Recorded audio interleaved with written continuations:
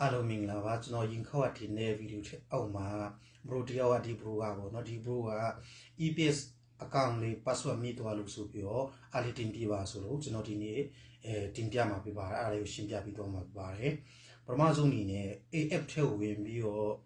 password သွားပြောင်းလို့မရဘူးเนาะသွားရှာလို့မရဘူးအားကြောင့်မို့ကျွန်တော်တို့ဒီဖုန်းထဲကနေဝင်ပြီးတော့ Google Chrome ထဲဝင်ပြီးတော့အရင်ဆုံး eps.gu.kr ဆိုပြီးတော့အဲ့ထဲဝင်ရမှာဖြစ်ပါတယ်အဲ့ဒီဝင်လို့ရှိရင်ဘာလဲဆိုလို့ရှိရင်အမှာက log ဒီပေါ်လေးမှာပေါ့နော်ဒီပေါ်လေးမှာက wegugin login ဆိုတာရှိတယ်အဲ့ဒါလေးကိုနှိပ်မယ်ပေါ့နော်အဲ့ဒါ wegugin login ကိုနှိပ်ပြီးလို့ရှိရင်အဲ့အောက်မှာပေါ့နော်ဒီမှာ ID နဲ့ VPN ပုံလို့ဆိုတာရှိတယ်အဲ့မှာ ID ရောဒီ password တောင်းတာဆို password မိရဆိုတော့အဲ့ဒါဘယ်လိုတောင်းရလဲဆိုသူ့ဘီမှာဝဝန်ကာအိနဲ့သူ့ရဲ့အောက်မှာပေါ့နော်ဝဝန်ကာအိနဲ့ ID မဟုတ်လို့ရှိရင် VPN ပုံလို့ chat key ဆိုတာလေးရှိတယ်အဲ့မှာအရင်ဆုံးအဲ့အောက်စာလေးကိုနှိပ်မယ်ပေါ့နော်အဲ့နှိပ်လို့ရှိရင်ဒီမှာကသူ့ ID ရှာမလား password ရှာမလားဆိုတာလေးပို့ပဲပေါ့နော်ဒီအစိမ်းလေးကအခုက ID ရှာတဲ့ပုံစံလေးဖြစ်နေရဲ့အဲ့ဆိုလို့ရှိရင်ကျွန်တော်ဥစ္စာကျွန်တော်ကအခုကဒီ e9 မဟုတ်တော့ဒါပေမဲ့အရင်ကသုံးခဲ့တဲ့ဒီဥစ္စာအကုန်မိသွားရေပေါ့နော်ဒီ account တွေရော ID တွေရော password တွေရောအကုန်မိရဒါပေမဲ့အဲ့လိုပြန်ပြီးတော့လိုက်ရှာကြည့်ဦးမယ်ကျွန်တော်ရဲ့ tool လိုက်ရှာကြည့်မယ်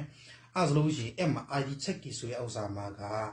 email နဲ့ရှာမလား hint နဲ့ရှာမလားဆိုတာအမျိုးမျိုးရှိရပြီးတော့ဒီ ID card နဲ့ရှာမလားမဟုတ်လို့ရှိရင် passport နဲ့ရှာမလားဆိုတာလေးရှိရ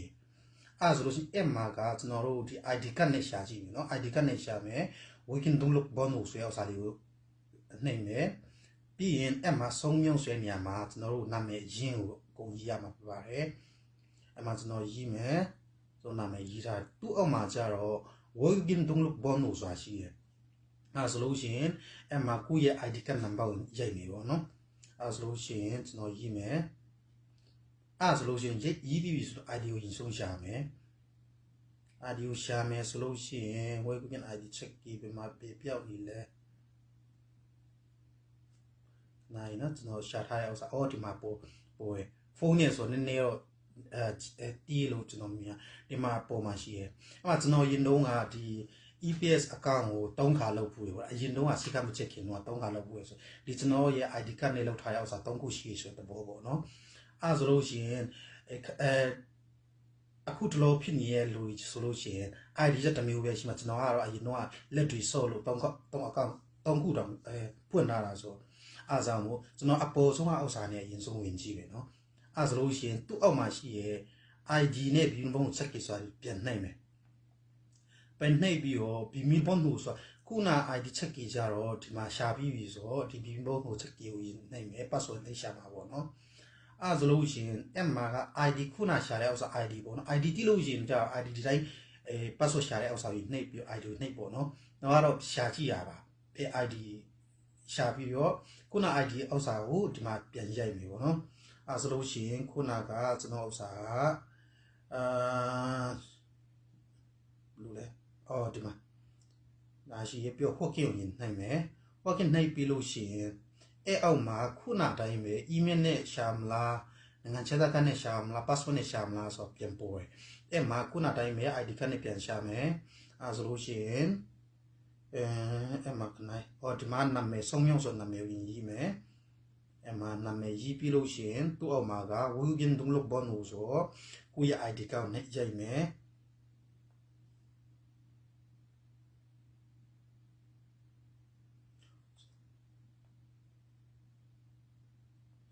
နိုင်မယ်အဲ့ဆိုလို့ရှိရင်သူ့အောက်မှာရှိရဲ့ VPN ပုံကိုချက်ကြီးစွာလေးကိုနိုင်မယ်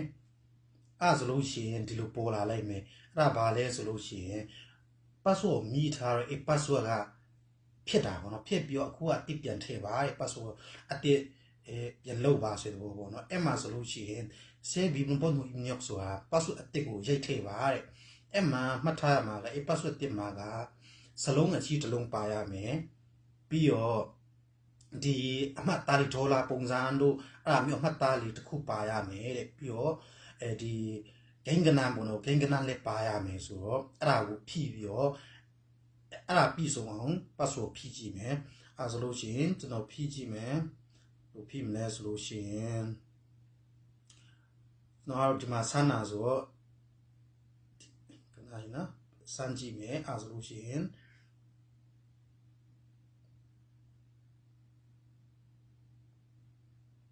ဆိုလို့ရှိရင်ရောโอเคနိုင်မယ်အဲ့ဆိုလို့ရှိရင်ဒီမှာပေါ်တာကpassword ပြောင်းတော့ပါပြီချဲလိုကင်ဟာစီရောစာအပြန်ပြောဝင်မှာဆိုပြောပေါ်တယ်အဲ့ဆိုလို့ရှိရင်ဒီလိုဖြစ်နေလို့ရှိရင်ခုဒီ TPB ဆိုလို့ရှိရင်ကျွန်တော်တို့ဒီ EPS ထဲ app ထဲပေါ့နော် app ထဲဝင်ပြောသွားရှာမယ်အဲ့ဆိုလို့ရှိရင်ဒီထဲဝင်မယ်ဖုန်းက app ထဲဝင်မှာပေါ့နော်အဲ့ဆိုတော့ဖြစ်မယ်ရင်ဆိုပြီးကျွန်တော်ဒီမှာက ilban working ဖြစ်နေလို့မြန်မာကိုယူမယ်မြန်မာယူပြီးရင်ဒီဖက်အစတုံးချက်လေးကိုရိုက်မယ်ပြီးရင် login နိုင်မယ်ပြီးတော့ကျွန်တော်ခုန ID ကကြည့်လို့ရှိ ID ကြီးပေါ့နော်ကျွန်တော်ကခုနရှာထားတဲ့ဥစ္စာပဲဝင်မယ်အဲ့ဆိုလို့ရှိရင်ပြီးတော့ password မှာခုနအတိပြန်လောက်ထားတဲ့ password ရိုက်ထည့်မယ်ပေါ့နော်အဲ့ဆိုလို့ရှိရင်ခုနရိုက်ထည့်တာကပြီးရင်အဲ့ဆိုဒီမှာဝင်လို့ရသွားပြီခုအဲ့လိုဆိုလို့ရှိရင်ပြီးပြီပေါ့နော်ကိုယ့်ရဲ့